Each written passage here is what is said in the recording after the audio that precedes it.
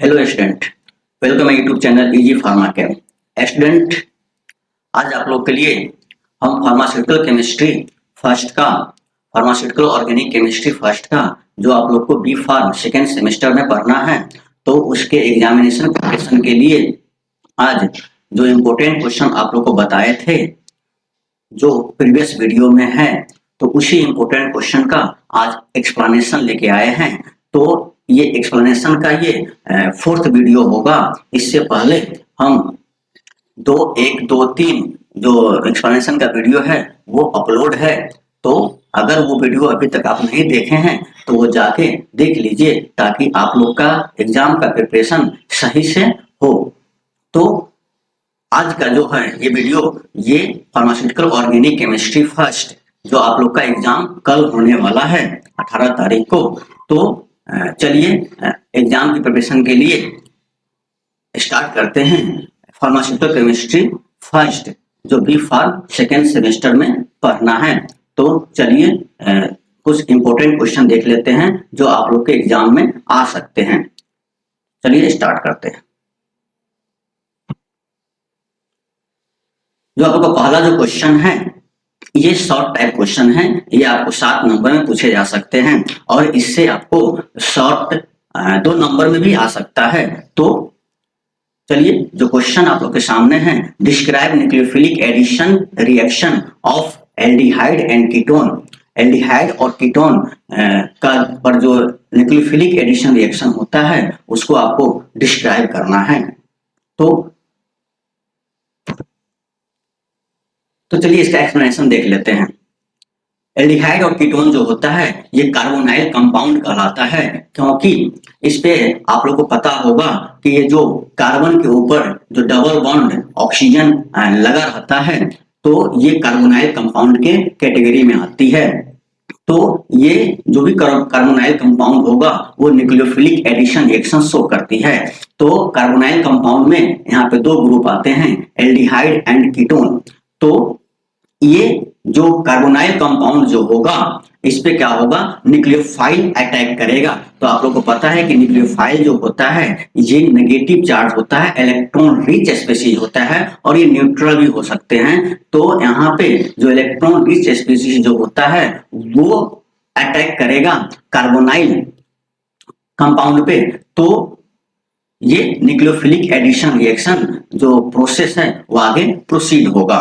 तो ये जो कार्बोनाइल कंपाउंड है यहाँ पे क्या होगा, जब ये यहाँ पर आप देखिए थोड़ा, ये जो आप कंपाउंड देख रहे हैं ये कार्बोनाइल कंपाउंड है। इसमें जो कार्बन है और कार्बन डबल बॉन्ड और ऑक्सीजन, मतलब कार्बन और ऑक्सीजन के बीच में आप डबल बॉन्ड देख रहे हैं, यही जो प्रॉपर्टी है ये कार्बोनाइल कंपाउंड इसको बनाती है। तो यहाँ पे जो कार्बन है इसे देख रहे हैं ये अल्काइल ग्रुप है और यहाँ पे देख रहे हैं ये अल्काइल ग्रुप है। यहाँ पे हाइड्रोजन हो सकता है क्योंकि एल्डिहाइड और कीटोन ये दोनों शो करती है।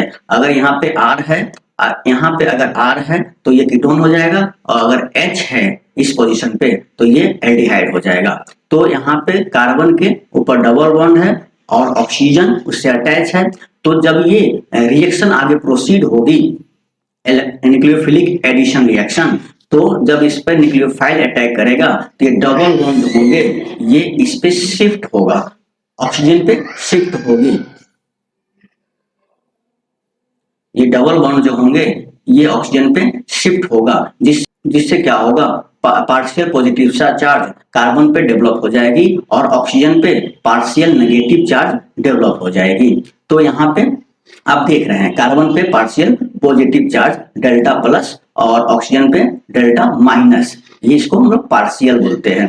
तो चलिए ये क्यों हुआ, due to action of nucleophile.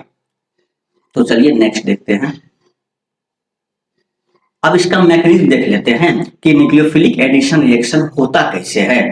तो यहाँ पे ये जो रिएक्शन जो होगा ये कंप्लीट होता है 2 स्टेप में। तो यहाँ पर जो फर्स्ट स्टेप है इस स्टेप में न्यूक्लियोफाइल अटैक करेगा कार्बोनाइल कंपाउंड पे, जो आपको पहले बताए हैं।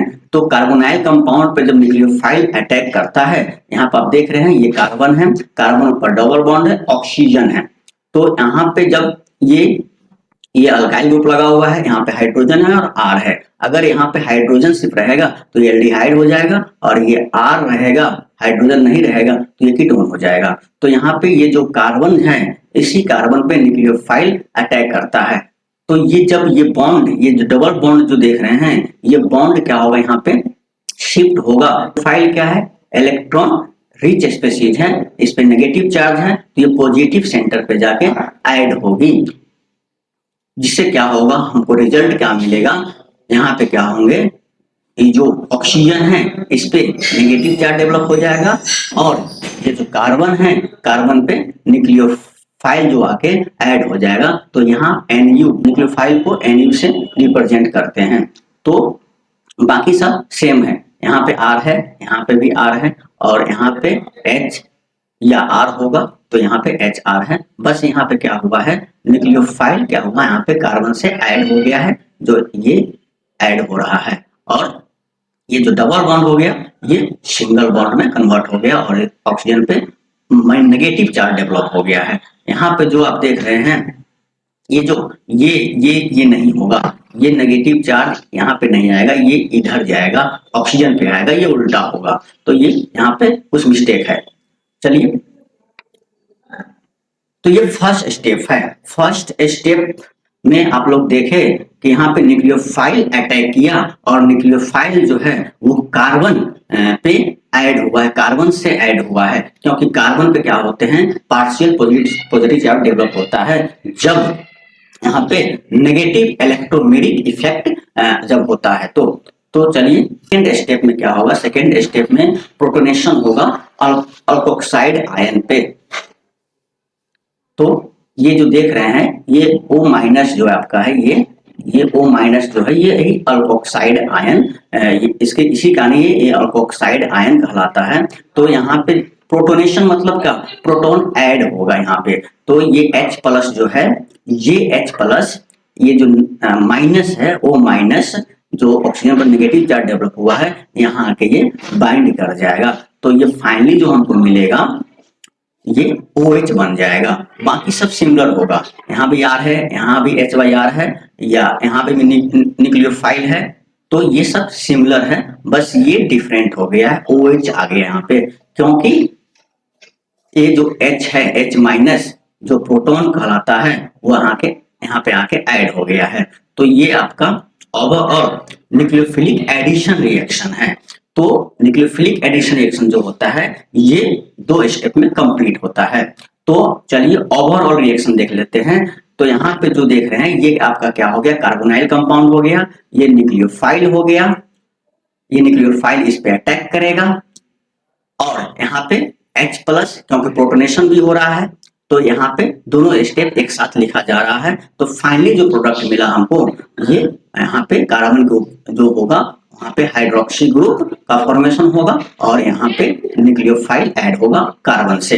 तो यहाँ पे जो H या H/H/R जो है, ये अगर H रहेगा, आपको बताए हैं H रहेगा तो एल्डिहाइड होगा, अगर R रहेगा तो कीटोन होगा। चलिए नेक्स्ट देख लेते हैं। नेक्स्ट जो क्वेश्चन आप लोग का है, सेकेंड क्वेश्चन, जो 7 नंबर में पूछे जा सकते हैं, और ये 2 नंबर में भी आ सकते हैं। तो right aldol condensation, cross aldol condensation, Cannizzaro reaction. तो चलिए इसका एक्सप्लेनेशन देख लेते हैं। एल्डोल कंडेंसेशन जो होता है, यहाँ पे एल्डोल कंडेंसेशन मतलब जिस कंपाउंड में एटलीस्ट 1 अल्फा हाइड्रोजन होगा, वही एल्डोल कंडेंसेशन शो करेगा। मतलब या एल्डिहाइड या कीटोन में अगर अल्फा हाइड्रोजन अगर नहीं रहेगा, तो वो एल्डोल कंडेंसेशन शो नहीं करेगा। एटलीस्ट 1 अल्फा हाइड्रोजन जरूरी है, तभी वो एल्डोल कंडेंसेशन में भाग लेगा। तो यहाँ पे एल्डिहाइड और कीटोन जो होते हैं, वहां पे अल्फा हाइड्रोजन प्रेजेंट रहता है। तो जब ये एल्डिहाइड या कीटोन यानी कार्बोनाइल कंपाउंड जब एल्डोल कंडेंसेशन में प्रोसीड होता है, तो यहाँ पे डाइल्यूट बेस, जो बेस जो होगा वो डाइल्यूट फॉर्म में रहेगा, जैसे NOH sodium hydroxide, KOH potassium hydroxide, ये जो डाइल्यूट फॉर्म में रहेगा, इसका प्रेजेंस जरूरी है, तभी ये रिएक्शन आगे प्रोसीड होगा। तो जब ये रिएक्शन आगे प्रोसीड होता है, तो फॉर्मेशन होता है बीटा हाइड्रोक्सी एल्डिहाइड, और बीटा हाइड्रोक्सी कीटोन, अगर एल्डिहाइड है तो एल्डिहाइड होगा, अगर कीटोन अगर रिएक्शन में एंट्री कर रहा है तो वो कीटोन होगा, तो इसको एल्डोल बोलते हैं। तो ये इंटरमीडिएट प्रोडक्ट है, ये जो है आपका इंटरमीडिएट प्रोडक्ट है। अब इस प्रोडक्ट को हीट करेंगे, जब इसको हीटिंग करते हैं तो यहाँ पे डिहाइड्रेशन होता है। जब डिहाइड्रेशन होगा तो हमको जो फाइनल प्रोडक्ट मिलेगा वो अल्फा, देख रहे हैं यहाँ पे अल्फा बीटा अनसैचुरेटेड एल्डिहाइड या कीटोन मिलेगा। जो प्रोडक्ट हमको मिलेगा फाइनल एल्डोल कंडेंसेशन के द्वारा वो अल्फा बीटा अनसैचुरेटेड एल्डिहाइड और कीटोन हमको प्रोडक्ट मिलेगा। तो चलिए नेक्स्ट देख लेते हैं। चलिए एल्डोल कंडेंसेशन का रिएक्शन देख लेते हैं। तो यहाँ पे जो देख रहे हैं एसिटल्डिहाइड, मतलब यहाँ पे एल्डिहाइड लिए हैं, तो यहाँ पे 2 मॉलिक्यूल एल्डिहाइड लेंगे, एसिटल्डिहाइड 2 मॉलिक्यूल होगा। अब ये जो कंपाउंड है एसिटल्डिहाइड, ये रिएक्शन में आगे प्रोसीड होता है, तो आपको तुरंत बताए हैं। तो यहाँ पर डाइल्यूट जो बेस होगा वो जरूरी है उसका प्रेजेंस, तो डाइल्यूट बेस के रूप में यहाँ पे सोडियम हाइड्रोक्साइड को लिया गया है। तो ये जो इंटरमीडिएट प्रोडक्ट बना है आपको वो एल्डोल कहलाता है, और ये इंटरमीडिएट प्रोडक्ट है उसका जो नाम होगा बीटा हाइड्रोक्सी एल्डिहाइड। तो यहाँ पर आप देख रहे हैं, मतलब ये जो CH3 जो देख रहे हैं CH होगा और यहाँ पे OH आ गया है, मतलब ये जो पार्ट है, ये जो डबल बॉन्ड ऑक्सीजन है, ये किस में कन्वर्ट हो गया है, OH में कन्वर्ट हो गया है, और ये बॉन्ड सिंगल बॉन्ड में कन्वर्ट हो गया है। तो यहाँ पे ये क्या होगा, हाइड्रोक्सी ग्रुप यहाँ पे फॉर्मेशन होता है, और CH2 मतलब ये दोनों प्रोडक्ट जो है आपस में लिंक होता है। ठीक है, तो ये आपका इंटरमीडिएट प्रोडक्ट है एल्डोल। अब इस एल्डोल को हीट करेंगे, जब हीट करेंगे तो वाटर बाहर निकलेगा, इसी को डिहाइड्रेशन बोलते हैं। किसी भी अगर केमिकल रिएक्शन में वाटर बाहर निकल रहा है तो उसको डिहाइड्रेशन प्रोसेस बोलते हैं। तो फाइनल जो प्रोडक्ट मिलेगा हमको वो क्रोटन एल्डिहाइड मिलेगा। जो फाइनल प्रोडक्ट जो मिला ये क्रोटन एल्डिहाइड है। ये जो है अल्फा बीटा अनसैचुरेटेड एल्डिहाइड है। अनसैचुरेटेड क्यों बोले, क्योंकि यहाँ पर देख रहे हैं कार्बन कार्बन के बीच में डबल बॉन्ड है, ये जो देख रहे हैं ये डबल बॉन्ड कार्बन कार्बन के बीच में है, इसीलिए अनसैचुरेटेड बोले, अल्फा बीटा अनसैचुरेटेड एल्डिहाइड ये होता है। अल्फा बीटा क्यों बोले, तो ये जो कार्बन होगा, ये जो आपका जो ये कार्बन अल्फा होगा और ये क्या होगा बीटा होगा, क्योंकि ये क्या आपका ग्रुप है। तो ये alpha beta unsaturated aldehyde product हमको फाइनली मिल गया एल्डोल कंडेंसेशन के द्वारा। तो ओवरऑल यहाँ पर देखें, जब 2 मॉलिक्यूल एसिटल्डिहाइड एंट्री करता है एल्डोल कंडेंसेशन में तो हमको फाइनली जो मिलता है वो क्रोटन एल्डिहाइड मिलता है, यानी अल्फा बीटा अनसैचुरेटेड एल्डिहाइड मिलता है। चलिए नेक्स्ट देख लेते हैं cross aldol condensation. Cross aldol condensation को हम मिक्स एल्डोल कंडेंसेशन भी बोलते हैं। यहाँ पे क्या होगा, जो भी कंपाउंड लेंगे वो डिफरेंट होगा, या तो एल्डिहाइड होगा नहीं तो कीटोन होगा, तो कंपाउंड जो होंगे वो डिफरेंट होंगे।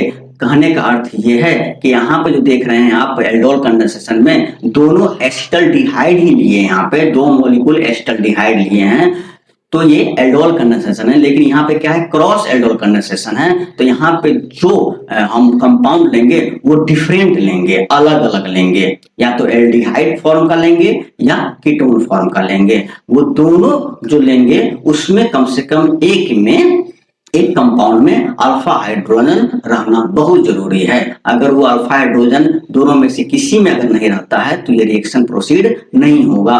किसी एक कंपाउंड में कम से कम अल्फा हाइड्रोजन रहना जरूरी है। तो चलिए आगे इसका रिएक्शन देख लेते हैं।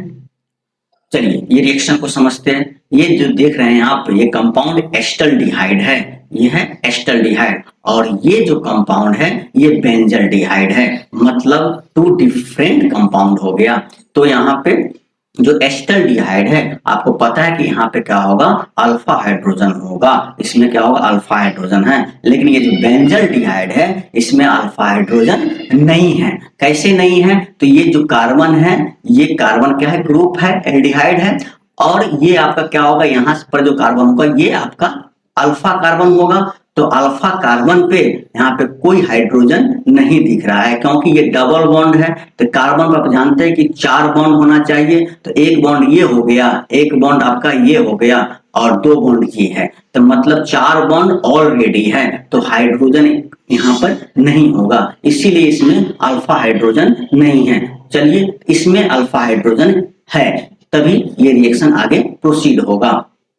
तो जब ये रिएक्शन आगे प्रोसीड होता है तो यहाँ पर बेस, डाइल्यूट बेस का प्रेजेंस जरूरी है। तो डाइल्यूट बेस जो है यहाँ पे NaOH लिए हैं, मतलब सोडियम हाइड्रोक्साइड लिए हैं। तो एक इंटरमीडिएट कंपाउंड का फॉर्मेशन हुआ है, उसको हम लोग एल्डोल बोलेंगे, यानी बीटा हाइड्रोक्सी कीटोन बोलेंगे, क्योंकि ये जो हो गया आपका कीटोन फॉर्म हो गया। ये क्या हो गया आपका कीटोन ग्रुप हो गया है, क्योंकि आप देख रहे हैं इधर अल्काइल ग्रुप लगा हुआ है और इधर आपका फिनाइल ग्रुप लगा हुआ है, तो बीच में आपका कार्बन के ऊपर डबल बॉन्ड ऑक्सीजन है, तो ये कीटोन कहलाएगा।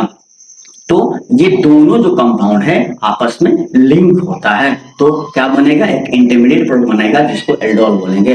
अब ये एल्डोल जो है, ये इसको आप हीट करेंगे, जब हीट करते हैं तो यहाँ पे डिहाइड्रेशन प्रोसेस होगा, यानी वाटर रिमूव होगा, और जब वाटर रिमूव होता है तो फाइनली हमको सिनेमल्डिहाइड का फॉर्मेशन होता है। तो ये अल्फा बीटा अनसैचुरेटेड कीटोन है। ये सिनेमल्डिहाइड जो है ये अल्फा बीटा अनसैचुरेटेड कीटोन है। अनसैचुरेटेड क्यों बोले, क्योंकि कार्बन कार्बन के बीच में देख रहे हैं यहाँ पे डबल बॉन्ड है, तो ये जो है आपका कीटोन बना, क्योंकि ये आप देख रहे हैं फिनाइल ग्रुप है और इधर जो है यहाँ पे आपका अल्कीन ग्रुप है, तो ये आपका जो ग्रुप बना ये कीटोन ग्रुप बना, इसीलिए इसको हम लोग अल्फा बीटा अनसैचुरेटेड कीटोन बोलते हैं। तो ये आपका क्रॉस एल्डोल कंडेंसेशन है, मतलब यहाँ पर जो कंपाउंड लेंगे वो डिफरेंट लेंगे, यानी एक एस्टल्डिहाइड लेंगे और एक बेंजल्डिहाइड लेंगे, लेकिन एल्डोल कंडेंसेशन में ऐसा नहीं था, वहां पे दोनों सिमिलर कंपाउंड लिया जाता है। या तो आप एस्टल्डिहाइड लीजिए तो दोनों लेंगे एस्टल्डिहाइड, या तो आप बेंजल्डिहाइड लेंगे तो दोनों बेंजल्डिहाइड लेंगे। तो यहाँ पे जो है आपका क्रॉस एल्डोल कंडेंसेशन, इसको आप लोग मिक्स्ड भी बोल सकते हैं, क्योंकि दो डिफरेंट कंपाउंड यहाँ पे मिक्स हो रहे हैं। चलिए आगे देख लेते हैं।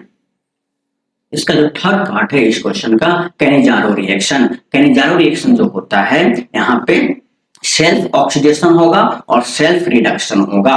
क्या होंगे यहाँ पे, सेल्फ ऑक्सीडेशन होता है और सेल्फ रिडक्शन होता है। तो आप लोग पता है कि ऑक्सीडेशन क्या होता है, एडिशन ऑफ ऑक्सीजन, और सेल्फ रिडक्शन क्या होगा, यहाँ पे एडिशन ऑफ हाइड्रोजन। तो ये आपका ऑक्सीडेशन रिडक्शन कहलाता है। तो यहाँ पे सेल्फ होगा, तो इसको हम लोग बोलते हैं एक वर्ड में डिसप्रोपोर्शनेशन। यहाँ पे क्या बोलेंगे, डिसप्रोपोर्शनेशन बोलते हैं। तो ये जो एल्डिहाइड होगा, यहाँ पे जो कंपाउंड हम लेंगे उसमें आपका अल्फा हाइड्रोजन नहीं रहना चाहिए। तो ये कैनिजारो रिएक्शन वही कंपाउंड प्रोसीड करेगा आगे, वही कंपाउंड इस रिएक्शन में एंट्री करेगा जिसमें अल्फा हाइड्रोजन नहीं रहेगा। लेकिन इससे पहले हम लोग देख रहे थे एल्डोल कंडेंसेशन में या क्रॉस एल्डोल कंडेंसेशन में, वहां पे एटलीस्ट 1 अल्फा हाइड्रोजन जरूरी है, लेकिन यहाँ पे अल्फा हाइड्रोजन नहीं रहेगा, तभी ये रिएक्शन आगे प्रोसीड होगा। तो वैसा कंपाउंड जिसमें अल्फा हाइड्रोजन नहीं रहेगा वो कैनिजारो रिएक्शन में एंट्री करेगा, और यहाँ पे जो प्रेजेंस रहेगा वो कंसंट्रेटेड फॉर्म रहेगा बेस का। सोडियम हाइड्रोक्साइड वो भी कंसंट्रेटेड फॉर्म रहेंगे, या KOH पोटेशियम हाइड्रोक्साइड ये भी कंसंट्रेटेड फॉर्म रहेंगे। तो हमको जो प्रोडक्ट मिलेगा वो कार्बोक्सिलिक एसिड का साल्ट मिलेगा और अल्कोहल मिलेगा। तो यहाँ पे 2 प्रोडक्ट का फॉर्मेशन होता है, एक अल्कोहल का फॉर्मेशन होगा और एक जो प्रोडक्ट मिलेगा वो साल्ट का फॉर्मेशन होगा, मतलब कार्बोक्सिलिक एसिड का साल्ट बनेंगे। तो ये आपका कैनिजारो रिएक्शन है। इसमें जो इंपॉर्टेंट पॉइंट है यहाँ पे क्या होता है, सेल्फ ऑक्सीडेशन और सेल्फ रिडक्शन होता है, इसको डिसप्रोपोर्शनेशन बोलते हैं। और इस रिएक्शन में अल्फा हाइड्रोजन नहीं रहना चाहिए, उस कंपाउंड में जिसमें अल्फा हाइड्रोजन नहीं रहेगा वही ये रिएक्शन में भाग लेगा। यहाँ पर देखें alpha hydrogen do not contain an alpha hydrogen, ठीक है। तो प्रेजेंस जो रहेगा वो सोडियम हाइड्रोक्साइड या पोटेशियम हाइड्रोक्साइड, वो भी कंसंट्रेट फॉर्म में रहेगा। चलिए नेक्स्ट देख लेते हैं इसका रिएक्शन। रिएक्शन जो होगा यहाँ पे कैनिजारो रिएक्शन जो होते हैं, आप देख रहे हैं ये कंपाउंड है, ये बेंजल डिहाइड है। बेंजल डिहाइड में आपको इससे पहले बताया है इसमें अल्फा हाइड्रोजन नहीं होगा। तो ये जो अल्फा हाइड्रोजन इसमें नहीं है बेंजल डिहाइड में, तो ये दो मॉलिक्यूल ये रिएक्शन में एंट्री करेगा। देखें यहाँ पर दो है, मतलब इसका मतलब है जो बेंजल डिहाइड है ये 2 मॉलिक्यूल यहाँ पे एंट्री करेगा। तो ये जो प्रेजेंस है कंसंट्रेटेड CONC, इसको शॉर्ट में लिखा जाता है CONC कंसंट्रेशन के फॉर्म को। तो यहाँ पे कंसंट्रेशन कंसंट्रेट यहाँ पे NOH रहेगा, यहाँ पे क्या रहेंगे कंसंट्रेट NOH रहेगा। तो सेल्फ रेडॉक्स रिएक्शन होता है। आपको पता है कि जब ऑक्सीडेशन और रिडक्शन दोनों एक साथ होता है तो उसको रेडॉक्स रिएक्शन बोला जाता है। तो यहाँ पे सेल्फ रेडॉक्स रिएक्शन होगा। तो हमको दो कंपाउंड मिलेगा जो आपको बताए हैं। एक तो बनेंगे अल्कोहल, तो यहाँ पे क्या लिए बेंजल डिहाइड, तो यहाँ पे बेंजाइल अल्कोहल बनेगा जो रिड्यूस्ड होके बनेगा, मतलब रिडक्शन होके बनेगा। और एक जो बनेगा सोडियम बेंजोएट, ये साल्ट फॉर्म है, तो ये ऑक्सीडाइज होके बना, मतलब ये इसमें ऑक्सीडेशन होके ये सोडियम बेंजोएट बना। मतलब यहाँ पे आप देख रहे हैं ऑक्सीडेशन और रिडक्शन दोनों एक साथ हो रहा है। तो ये आपका कैनिजारो रिएक्शन। चलिए नेक्स्ट देख लेते हैं। आप लोग का जो थर्ड जो क्वेश्चन है, जो इंपॉर्टेंट क्वेश्चन है, आप लोग के एग्जाम में आ सकती है।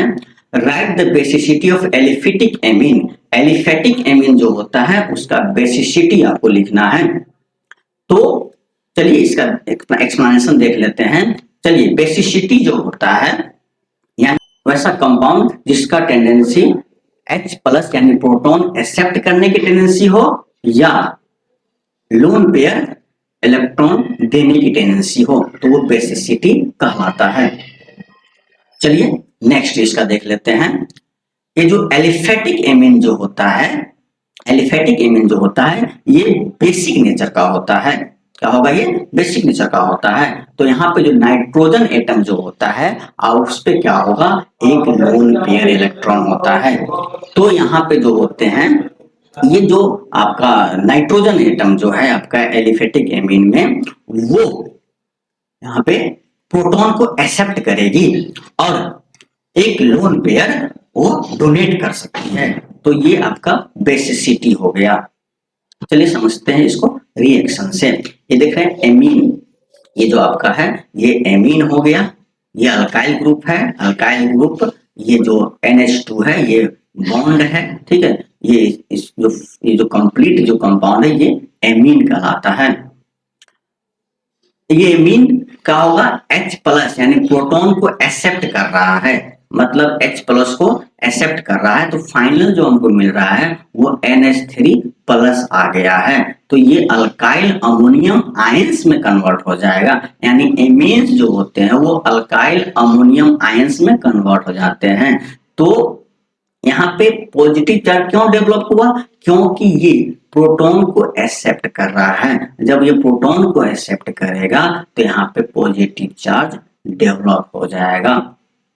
तो ये आपका ओवरऑल जनरल इक्वेशन हो गया, रिएक्शन हो गया बेसिसिटी ऑफ एलिफेटिक एमीन का। तो ये आपका थर्ड क्वेश्चन था। चौथा जो क्वेश्चन है इंपॉर्टेंट क्वेश्चन है, यहाँ पे ओजोनलाइसिस को आपको लिखना है।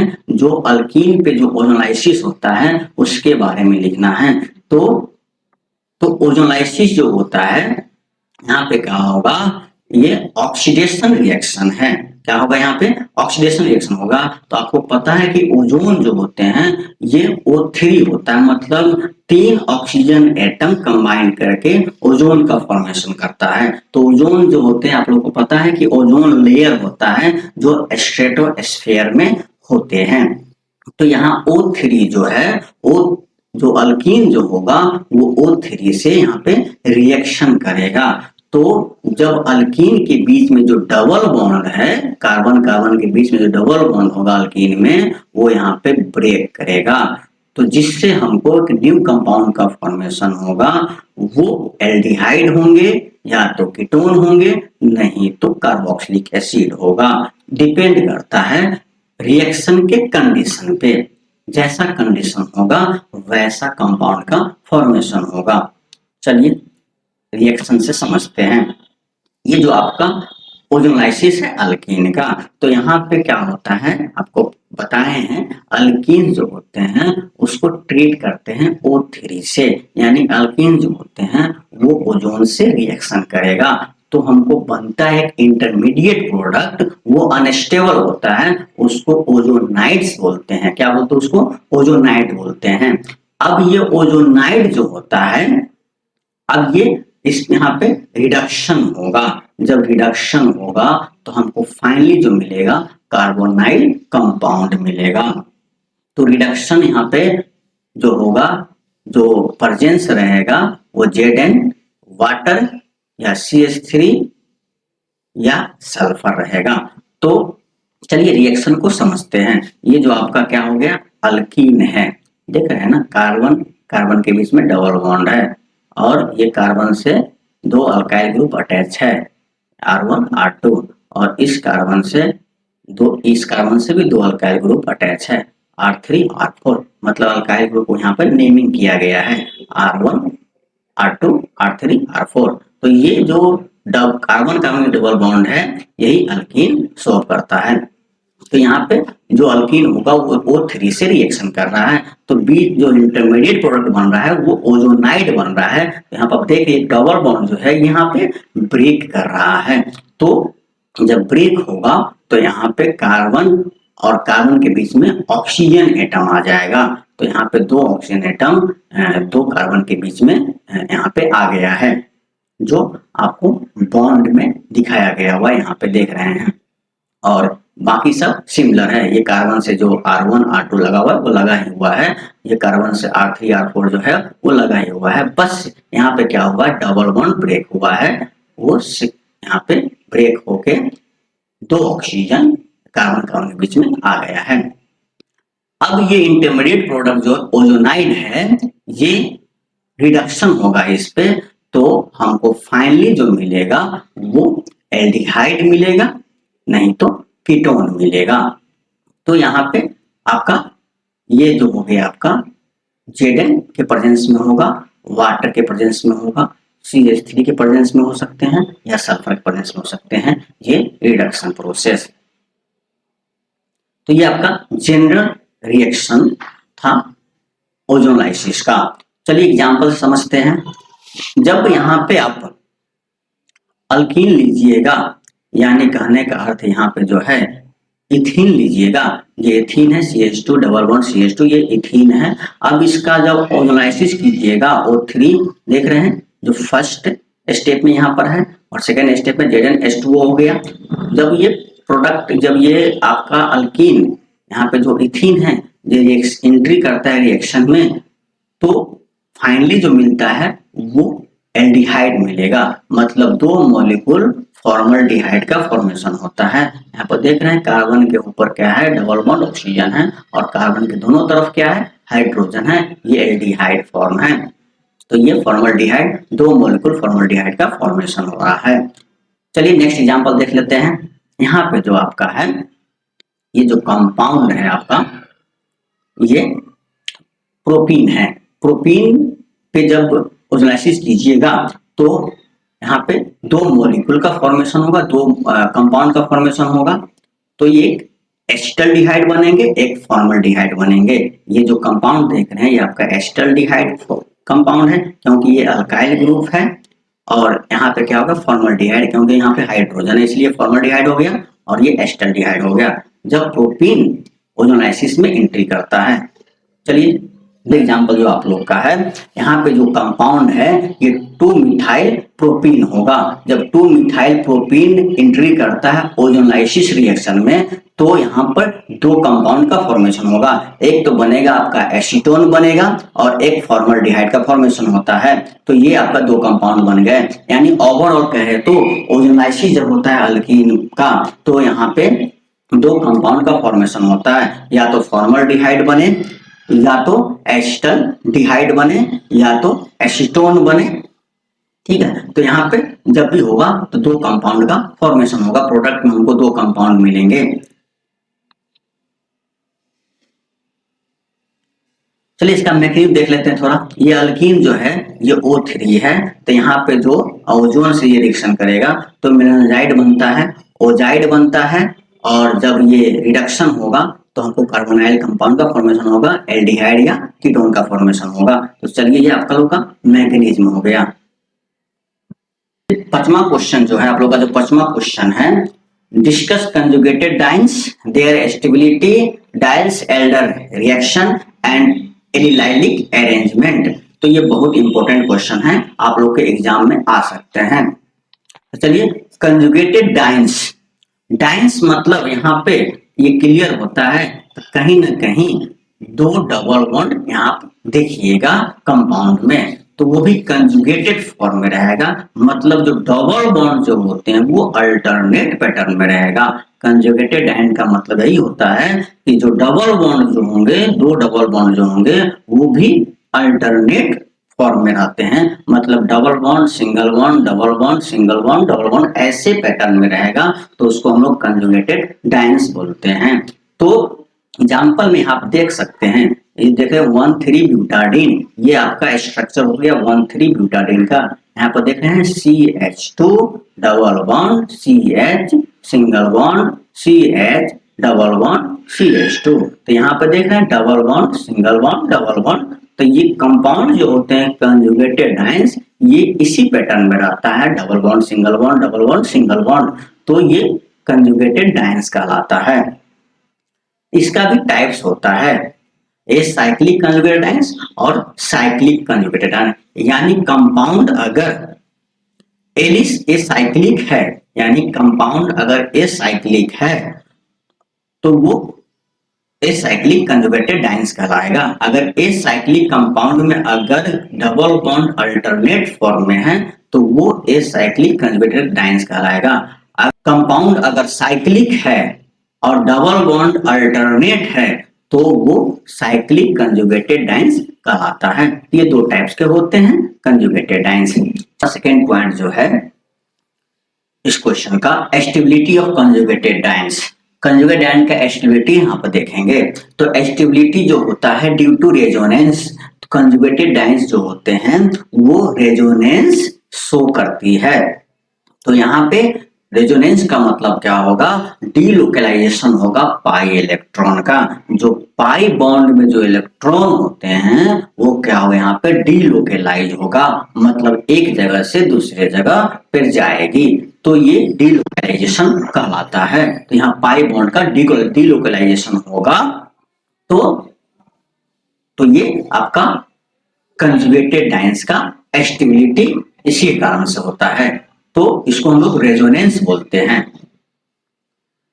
तो यहाँ पे जो 1,3-ब्यूटाडीन जो है, जो कंपाउंड जो देख रहे हैं 1,3-ब्यूटाडीन, ये यहाँ पे रेजोनेंस शो करता है। तो रेजोनेंस जो यहाँ पे 3 रेजोनेटिंग स्ट्रक्चर आप लोग देख रहे हैं, तो 1,3-ब्यूटाडीन जो होता है वो 3 रेजोनेंस शो करता है, इसके पास 3 रेजोनेटिंग स्ट्रक्चर होता है।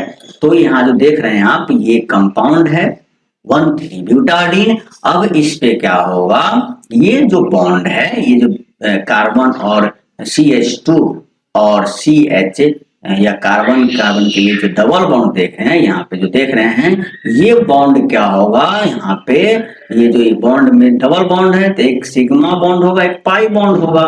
दो अगर बॉन्ड होते हैं तो एक सिग्मा कहलाता है, एक पाई कहलाता है। तो पाई बॉन्ड में जो इलेक्ट्रॉन होगा वो यहाँ पे डीलोकलाइज होगा, और डीलोकलाइज होके वो इस कार्बन पे आएगा, मतलब ये बीच में आएगा। ये जो पाई इलेक्ट्रॉन होगा वो यहाँ पे डीलोकलाइज होके ये 2 और 3 कार्बन के बीच में आएगी।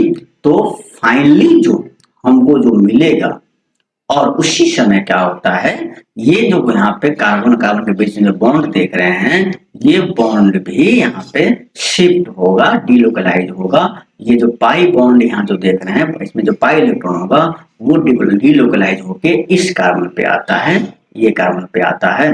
तो ये देख, ये बॉन्ड जो है यहाँ पे जो ये पाई बॉन्ड है वो डीलोकलाइज होके इस पोजीशन पे आएगा और ये जो पाई इलेक्ट्रॉन है ये शिफ्ट होके इस पोजीशन पे आएगा, ये कार्बन पे आएगा। तो फाइनली जो हमको जो स्ट्रक्चर मिलेगा वो आयंस फॉर्म मिलेंगे। तो यहाँ पे देख रहे हैं यहाँ से इलेक्ट्रॉन क्या हुआ है, यहाँ इस पोजीशन से इलेक्ट्रॉन इस पोजीशन पे आया है। तो इस कार्बन से इलेक्ट्रॉन क्या हुआ है, इस कार्बन के पास आया है। तो यहाँ पे पॉजिटिव चार्ज डेवलप हो जाएगा। आपको पता है कि इलेक्ट्रॉन किसी एटम से अगर निकलता है तो वहां पे पॉजिटिव चार्ज डेवलप होती है और जहां जाता है वहां नेगेटिव चार्ज डेवलप होता है। तो यहाँ पे क्या हो गया, पॉजिटिव चार्ज डेवलप हो गया और ये जो पाई बॉन्ड है वो सिर्फ यहाँ पे डिलोकलाइज होके इस पोजीशन पे आ गया है और यहाँ का जो पाई बॉन्ड था वो शिफ्ट होके ये डिलोकलाइज होके इस कार्बन पे आ गया है जो देख रहे हैं। इसीलिए इस कार्बन पे क्या होते हैं, पॉजिटिव चार्ज डेवलप होता है और इस कार्बन पे नेगेटिव चार्ज डेवलप होता है, क्योंकि यहाँ पे इलेक्ट्रॉन आया है, यहाँ से इलेक्ट्रॉन गया है। थर्ड रेजोनेटिंग स्ट्रक्चर कैसे फॉर्मेशन हो रहा है, तो यहाँ पे जो देख रहे हैं ये जो आपका अगर इसको नेमिंग कीजिएगा तो यहाँ पे जो कार्बन अगर इधर से नेमिंग कीजिएगा तो 1 2 3 4 ये आपका थर्ड कार्बन, ये फोर्थ कार्बन है। यानी जो यहाँ पे थर्ड और फोर्थ कार्बन के बीच में जो डबल बॉन्ड है वो यहाँ पे डीलोकलाइज होके इस पोजीशन पे आएगा, यानी 2 और 3 कार्बन के बीच में आएगा।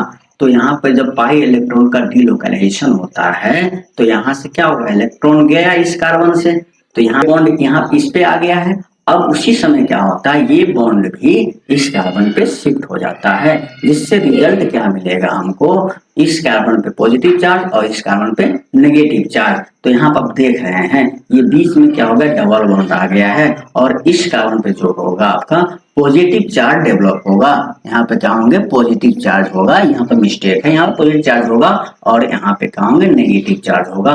तो ये आपका डीलोकलाइजेशन है इलेक्ट्रॉन का, जिससे क्या हो रहा है, कंजुगेटेड डायन्स का 1,3 ब्यूटाडीन का 3 रेजोनेटिंग स्ट्रक्चर यहाँ पे मिल रहा है। तो स्टेबिलिटी ऑर्डर अगर देख लेते हैं तो सबसे ज्यादा जो होता है वो कंजुगेटेड डायन्स का होता है। क्यों, क्योंकि ये रेजोनेंस शो करती है। उसके बाद जो होता है आइसोलेटेड डायन्स का होता है और उसके बाद कम्युलेटेड डायन्स का होता है। सबसे ज्यादा कंजुगेटेड डायन्स का स्टेबिलिटी होता है, क्योंकि पाई बॉन्ड और सिंगल बॉन्ड अल्टरनेट फॉर्म में होता है।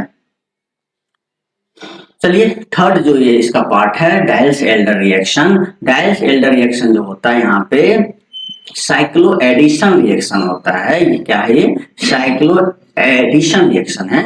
तो डायल्स एल्डर जो है ये साइंटिस्ट का नाम है, उन्होंने ये रिएक्शन दिए थे। तो इसको साइक्लो एडिशन बोलते हैं, क्योंकि जब दो कंपाउंड यहाँ पे जब ऐड होगा तो एक साइक्लिक कंपाउंड का फॉर्मेशन होगा।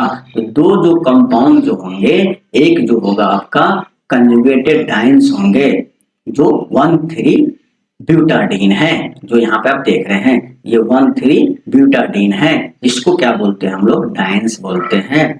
क्या बोलेंगे यहाँ पे, इसको डाइन्स बोलेंगे। यहाँ पे आप देख रहे हैं ये इसमें 4 पाई इलेक्ट्रॉन होगा, क्योंकि देख रहे हैं यहाँ पे जो क्या है, ये डबल बॉन्ड है, ये डबल बॉन्ड है। तो इसमें क्या है आपका एक पाई बॉन्ड एक सिग्मा बॉन्ड। तो पाई बॉन्ड यहाँ पे एक है, तो एक पाई बॉन्ड में 2 इलेक्ट्रॉन और यहाँ भी एक पाई बॉन्ड है तो यहाँ भी 2 इलेक्ट्रॉन। तो ओवरऑल कितना हो गया, 4 इलेक्ट्रॉन नहीं हो गया, तो ये हो गया आपका 4 इलेक्ट्रॉन। तो ये डाइन्स है 1,3 ब्यूटाडीन कंपाउंड बोलेंगे इसको।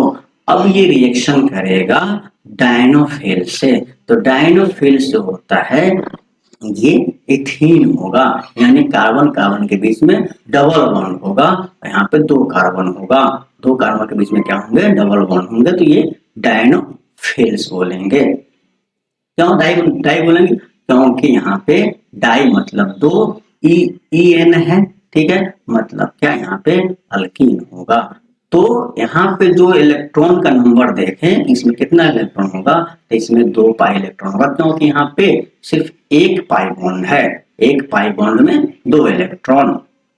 तो यहाँ पे डायनोफिल हो गया। ये डाइन्स और डायनोफिल रिएक्शन करता है तो यहाँ पे साइक्लो एडिशन हो गया, मतलब साइक्लिक कंपाउंड का फॉर्मेशन होगा। तो ये साइक्लोहेक्सेन डेरिवेटिव बनता है, जो आपको 6 मेंबर रिंग होता है। यहाँ पे क्या होगा, 6 मेंबर रिंग का फॉर्मेशन होगा। क्यों 6 मेंबर रिंग का फॉर्मेशन होगा, क्योंकि यहाँ पर आप देख रहे हैं ये जो 1,3-ब्यूटाडीन है इसमें 4 कार्बन है, और ये जो डायनोफिल्स है यानी इथीन है इसमें 2 कार्बन है, तो 4 और 2 6 हो गया। इसीलिए ये 6 मेंबर रिंग वो भी साइक्लिक फॉर्म में कन्वर्ट हो जाता है। तो इसीलिए यहाँ पे 4 टू साइक्लो एडिशन बोलते हैं। क्या बोलते हैं यहाँ पे, 4 टू साइक्लो एडिशन, क्योंकि यहाँ पे 4 मेंबर कंपाउंड और यहाँ पे 2 मेंबर कंपाउंड दोनों आपस में रिएक्शन करती है, तो एक साइक्लिक कंपाउंड का फॉर्मेशन होता है जो 6 मेंबर्ड होगा। तो ये रिएक्शन, ये इस रिएक्शन को होने के लिए इसको हमको हीट करना पड़ेगा। तो यहाँ पे जो डाइन्स है और डायनोफिल्स है ये दोनों को हीट करेंगे, तो ये साइक्लोहेक्सेन डेरिवेटिव का फॉर्मेशन होगा। तो चलिए इसका एग्जांपल देख लेते हैं। 1,3-ब्यूटाडीन और इथीन है, अंडर हीटिंग तो हमको साइक्लोहेक्सीन का फॉर्मेशन हो रहा है। हेक्सीन क्यों, क्योंकि यहाँ पे डबल बॉन्ड देख रहे हैं। यहाँ पे क्या देख रहे हैं, डबल बॉन्ड देख रहे हैं, 2 डबल बॉन्ड है, इसलिए यहाँ पे हेक्सीन बोलते हैं। चलिए, तो ये जो होता है आपका डाइल्स एल्डर रिएक्शन होता है। तो ओवरऑल जो देखते हैं डाइल्स एल्डर रिएक्शन में 4 टू साइक्लो एडिशन होता है, तो हमको फाइनली 6 मेंबर्ड रिंग का फॉर्मेशन होता है। चलिए नेक्स्ट जो है इसका एलिलाइलिक रीअरेंजमेंट। एलिलाइलिक रीअरेंजमेंट जो होता है, यहाँ पे आपको पता है कि एलिलाइलिक रीअरेंजमेंट में क्या होता है, यहाँ पे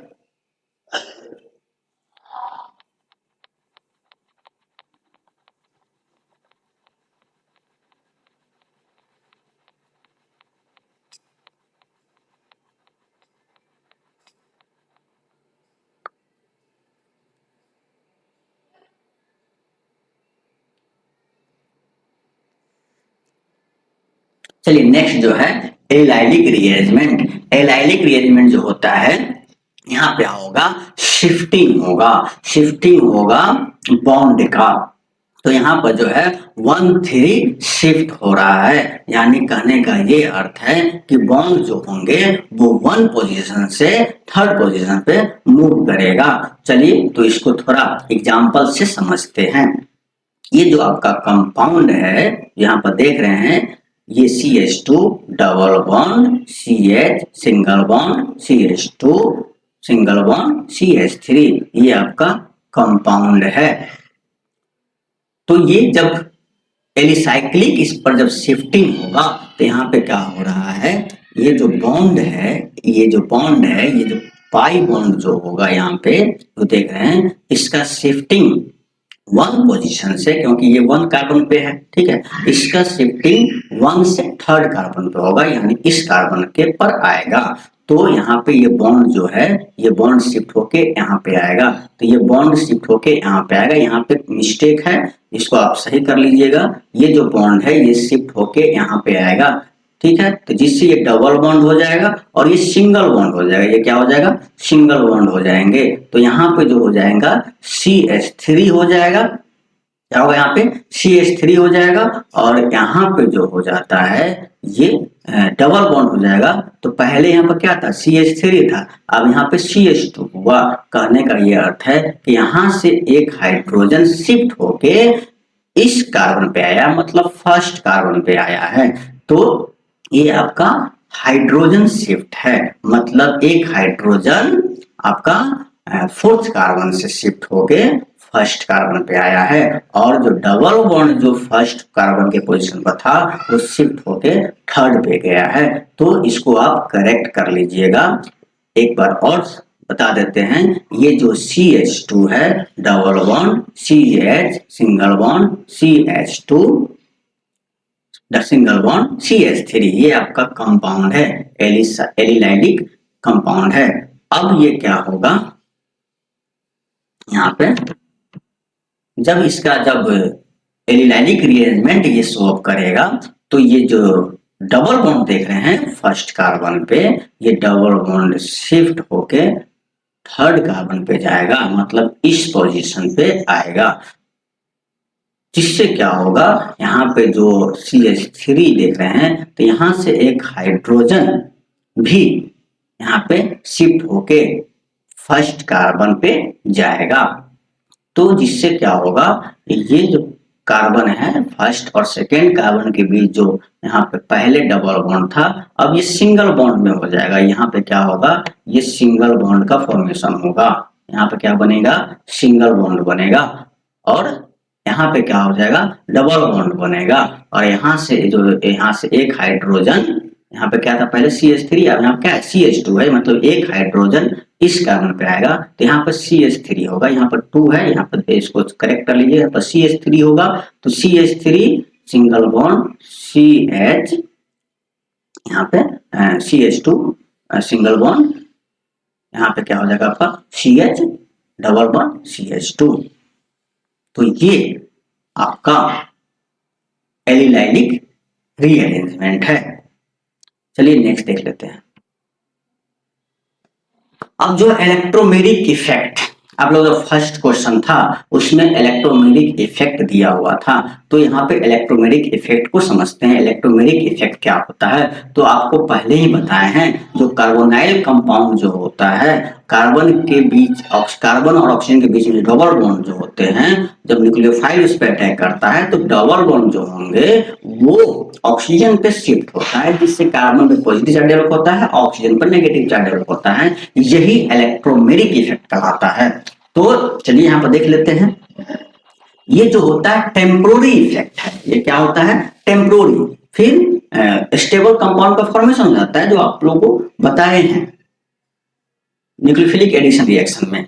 तो ये टेम्पोररी होता है। यहाँ पे क्या होता है, जो पाई इलेक्ट्रॉन होता है वो यहाँ पे ट्रांसफर होता है। तो वहां पर आप देख रहे थे कार्बन और ऑक्सीजन के बीच में डबल बॉन्ड था, तो डबल बॉन्ड मतलब एक सिग्मा बॉन्ड एक पाई बॉन्ड, तो पाई बॉन्ड में जो इलेक्ट्रॉन होगा वो पाई इलेक्ट्रॉन कहलाएगा। तो पाई इलेक्ट्रॉन कहाँ जा रहा था, ऑक्सीजन पे जा रहा था।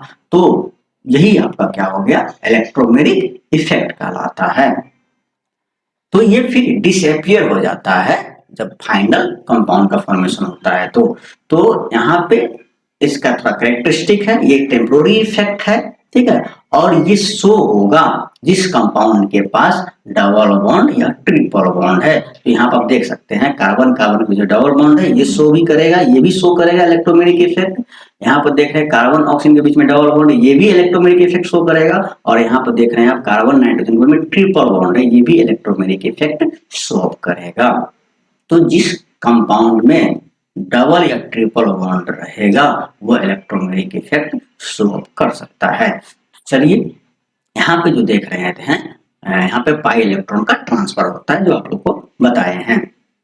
चलिए जो नेक्स्ट जो है यहाँ पे, चलिए अब इसका टाइप्स देख लेते हैं। इसका जो इलेक्ट्रोमेरिक इफेक्ट का जो टाइप्स होते हैं, दो तरह के होते हैं, दो तरह का इसका टाइप्स है। एक जो है पॉजिटिव इलेक्ट्रोमेरिक इफेक्ट और एक नेगेटिव इलेक्ट्रोमेरिक इफेक्ट होता है। पॉजिटिव इलेक्ट्रोमेरिक इफेक्ट जो होता है इसको शॉर्ट में प्लस ई इफेक्ट बोलते हैं, और नेगेटिव इलेक्ट्रोमेरिक इफेक्ट जो होता है उसको शॉर्ट में माइनस ई इफेक्ट बोलते हैं। तो यहाँ पे पॉजिटिव इलेक्ट्रोमेरिक इफेक्ट जो होता है, यहाँ पे जो पाई इलेक्ट्रॉन जो कंप्लीटली ट्रांसफर होगा पाई इलेक्ट्रॉन का, वो टुवार्ड्स एटम होगा, मतलब एटम के तरफ जाएगा। जो एटम जो होंगे वो इलेक्ट्रोफाइल होंगे। यहाँ पर देख रहे हैं ना, ये H+ जो है ये इलेक्ट्रोफाइल है। और ये जो आपका कार्बन कार्बन के बीच में डबल बॉन्ड जो देख रहे हैं, डबल बॉन्ड में एक पाई बॉन्ड होते हैं, तो वो पाई बॉन्ड जो होगा, पाई बॉन्ड में जो इलेक्ट्रॉन होगा वो ट्रांसफर होगा कंप्लीटली, वो इलेक्ट्रोफाइल की तरफ ट्रांसफर होगा, एटम की तरफ ट्रांसफर होगा। तो फाइनली जो हमको मिलता है वो कार्बोकेटायन का फॉर्मेशन होता है। यहाँ पे आप देख सकते हैं ये जो बन गया कार्बोकेटायन का फॉर्मेशन हो गया। तो यहाँ पे जो पाई इलेक्ट्रॉन है वो मूव करता है टुवर्ड्स एटम, जो आप लोग रिएक्शन में देख सकते हैं, देख रहे हैं। चलिए, नेगेटिव इलेक्ट्रोमैग्नेटिक इफेक्ट जो होते हैं इसको हम लोग ई माइनस इफेक्ट से इंडिकेट करते हैं शॉर्ट में। तो यहाँ पे जो होते हैं इलेक्ट्रॉन का जो कंप्लीटली ट्रांसफर होगा अवे फ्रॉम एटम, मतलब एटम से दूर जाएगा। तो एटम जो होंगे वो न्यूक्लियोफाइल अटैच होगा, मतलब यहाँ पे न्यूक्लियोफाइल जो होते हैं, ये देखे NU माइनस, ये न्यूक्लियोफाइल है, ये आपका कार्बोनाइल कंपाउंड है, ये क्या आपका कार्बोनाइल कंपाउंड है। तो यहाँ पे जो देख रहे हैं ये जो कार्बन और ऑक्सीजन के बीच में जो डबल बॉन्ड है ये शिफ्ट होगा ऑक्सीजन पे, क्या होगा यहाँ पे शिफ्ट होगा ऑक्सीजन पे, जिससे क्या होगा यहाँ पे पॉजिटिव चार्ज डेवलप होगा, यहाँ पे नेगेटिव चार्ज डेवलप होगा। और ये जो न्यूक्लियोफाइल है, ये न्यूक्लियोफाइल इस कार्बन सेंटर से आके ऐड हो जाएगा। तो आपको पहले ही बताए थे जो नेगेटिव ई इफेक्ट जो शो करता है वो कार्बोनाइल कंपाउंड शो करता है, यानी न्यूक्लियोफिलिक एडिशन रिएक्शन में ये negative effect, negative electromagnetic effect होता है। तो यहाँ पे जो फाइनली जो हमको मिला वो देख रहे हैं, ये कार्बन है, ये ऑक्सीजन है, ऑक्सीजन पे नेगेटिव चार्ज डेवलप है क्योंकि ये बॉन्ड जो है ये शिफ्ट होके ऑक्सीजन पे आया है। तो ऑक्सीजन पे इलेक्ट्रॉन आया है इसलिए नेगेटिव चार्ज, और कार्बन से इलेक्ट्रॉन ऑक्सीजन पे गया था तो यहाँ पे कार्बन पॉजिटिव चार्ज टेम्पोरली हो गया था। अब ये पॉजिटिव चार्ज पर ये न्यूक्लियोफाइल अटैक किया, जैसे यहाँ पे न्यूक्लियोफाइल ऐड हो गया तो ये न्यूट्रल कर दिया, तो इसीलिए यहाँ पे कोई चार्ज नहीं है, बाकी सब सेम है। यहाँ भी R है, ये R डैश है, जो चेंजिंग हुआ है बस ये डबल बॉन्ड सिंगल बॉन्ड में कन्वर्ट हो गया है। तो यहाँ पे जो होता है ये नेगेटिव इलेक्ट्रोमैग्नेटिक इफेक्ट कहलाता है। यानी ओवरऑल देखें तो पॉजिटिव इलेक्ट्रोमैग्नेटिक इफेक्ट जो होता है पाई बॉन्ड का कंप्लीटली ट्रांसफर होगा किधर, एटम की तरफ। और पॉजिटिव इलेक्ट्रोमैग्नेटिक इफेक्ट देखते हैं, पॉजिटिव इलेक्ट्रोमैग्नेटिक इफेक्ट में पाई बॉन्ड का कंप्लीटली ट्रांसफर होगा टुवर्ड्स एटम, जिससे कार्बोकेटायन का फॉर्मेशन होगा। और नेगेटिव इलेक्ट्रोमैग्नेटिक इफेक्ट में ई माइनस इफेक्ट में जो होता है पाई बॉन्ड का या पाई इलेक्ट्रॉन का कंप्लीटली ट्रांसफर होगा अवे फ्रॉम एटम। चलिए एक बार शॉर्ट में देख लेते हैं। पॉजिटिव इलेक्ट्रोमैग्नेटिक इफेक्ट जो होता है ई प्लस इफेक्ट जो होता है इसमें पाई इलेक्ट्रॉन का कंप्लीटली ट्रांसफर होगा टुवर्ड्स एटम, जिससे क्या होते हैं कार्बोकेटायन का फॉर्मेशन होता है। और वही negative electromagnetic effect E minus effect में देखते हैं पाई इलेक्ट्रॉन का कंप्लीटली ट्रांसफर होता है अवे फ्रॉम एटम। तो यहाँ पे जो बनेंगे अल्कोक्साइड आयंस बनते हैं, मतलब नेगेटिव चार्ज डेवलप होता है। तो ये आपका इलेक्ट्रोमैग्नेटिक इफेक्ट हो गया। यहाँ पे ये कुछ कंपैरिजन दिया गया हुआ है, कंपैरिजन विद इंडक्टिव इफेक्ट, ठीक है। इलेक्ट्रोमैग्नेटिक इफेक्ट और इंडक्टिव इफेक्ट के बीच में कंपैरिजन है। नेचर जो होता है इलेक्ट्रोमैग्नेटिक इफेक्ट का जो नेचर होता है वो टेम्पोररी होता है, इंडक्टिव इफेक्ट का जो नेचर होता है आई इफेक्ट इसको शॉर्ट में बोलते हैं, वो परमानेंट होता है। मोड ऑपरेशन जो होता है इसमें क्या होता है पाई इलेक्ट्रॉन इसमें इन्वॉल्व होगा, और यहाँ पे जो होते हैं आई इफेक्ट में जो होते हैं वो सिग्मा इलेक्ट्रॉन, यहाँ पे सिग्मा बॉन्ड में जो इलेक्ट्रॉन होगा वो यहाँ पे इन्वॉल्व होते हैं। मैग्नीट्यूड इसका देख लेते हैं। मैग्नीट्यूड में क्या होता है, यहाँ पे कंप्लीट ट्रांसफर होता है पाई इलेक्ट्रॉन का, और यहाँ पे क्या होता है आई इफेक्ट में पार्शियल डिस्प्लेसमेंट होगा इलेक्ट्रॉन का। चलिए जो फोर्थ पॉइंट है रिक्वायरमेंट देख लेते हैं। रिक्वायरमेंट जो है यहाँ पे अटैकिंग रिएजेंट यहाँ पे जरूरी है, जैसे आपका यहाँ पे इलेक्ट्रोफाइल हो गया, न्यूक्लियोफाइल हो गया, कोई अटैकिंग यहाँ पे रिएजेंट होना चाहिए तभी ये इलेक्ट्रोमैग्नेटिक इफेक्ट शो होगा। और यहाँ पे कोई रिक्वायरमेंट नहीं है अटैकिंग एजेंट का। चलिए एग्जांपल जो है यहाँ पे जो हो गया प्लस ई और माइनस ई इफेक्ट, और यहाँ पे जो होते हैं plus I effect minus I effect. तो ये आपका कंपैरिजन हो गया इलेक्ट्रोमैग्नेटिक इफेक्ट और इंडक्टिव इफेक्ट का, दोनों के बीच में कंपैरिजन हो गया। चलिए इंपॉर्टेंट पॉइंट देख लेते हैं कुछ। प्लस आई इफेक्ट जो होते हैं उसको होते हैं प्रेजेंस ऑफ इलेक्ट्रोफाइल।